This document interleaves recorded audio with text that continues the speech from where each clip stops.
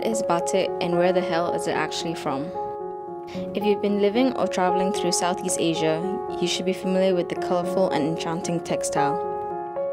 Batik is a very popular and well-known textile in Malaysia amongst both locals and tourists. You can find batik on clothes, tablecloths, bedspreads, bags, basically everywhere. The competition showcases Indonesian batik, Considered to be one of the most popular textile souvenirs amongst tourists for its variation of styles, the batik textile is commonly found in Southeast Asian regions, particularly in Malaysia and Indonesia. Over the past few decades, both Malaysians and Indonesians alike have been arguing over the ownership of batik and its origins. So what actually is batik?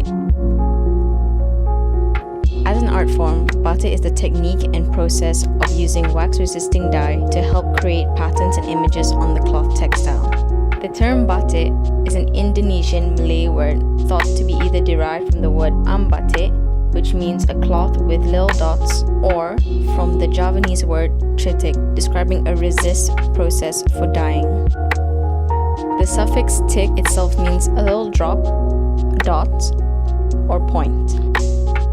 Batik now has become a generic term which refers to the process of dyeing fabric by making use of a resist technique, covering areas of cloth with a dye-resistant substance such as wax to prevent them from absorbing the color dye.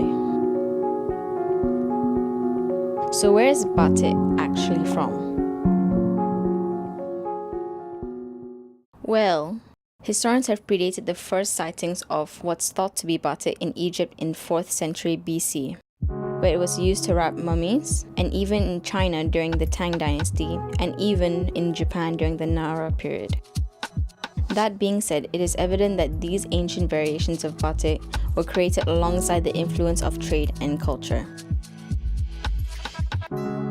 So you could say that the batik art form has existed for thousands of years. Fast forward to the 17th century, batik made its debut in Europe when the Dutch, who colonized Java, Indonesia, introduced this art form to that part of the world.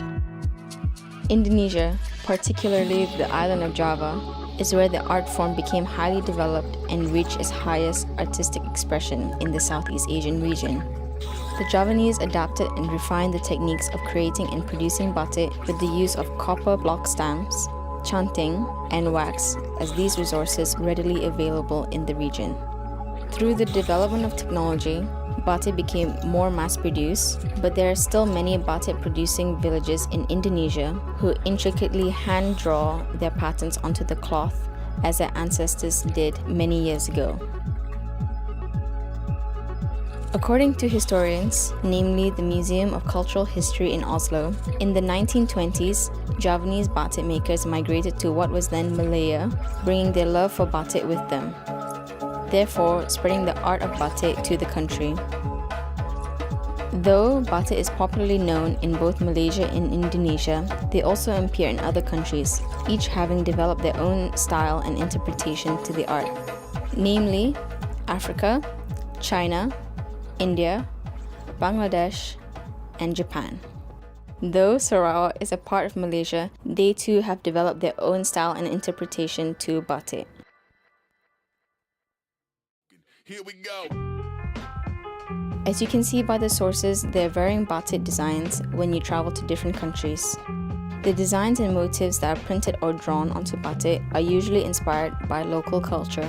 Both Malaysian and Indonesian batik take inspiration from nature. Because of Islamic influences, they deter from presenting people in the artwork. Whereas Indian batik includes motifs of people and elephants, and Japan's batik presents cranes. Sarawakian batik, though a part of Malaysia, does differentiate from West Malaysian batik, as they take inspiration from indigenous groups.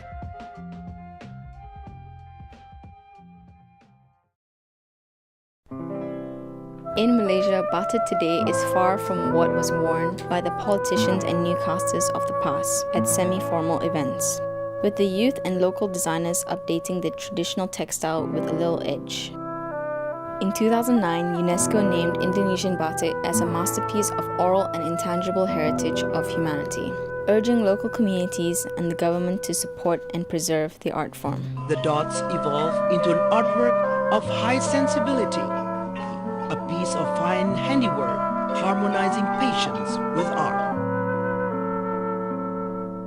So, does that mean that batik is solely owned by the Indonesians? Or is this a shared cultural art form that we can all appreciate, adapt, interpret, and call our own? The end.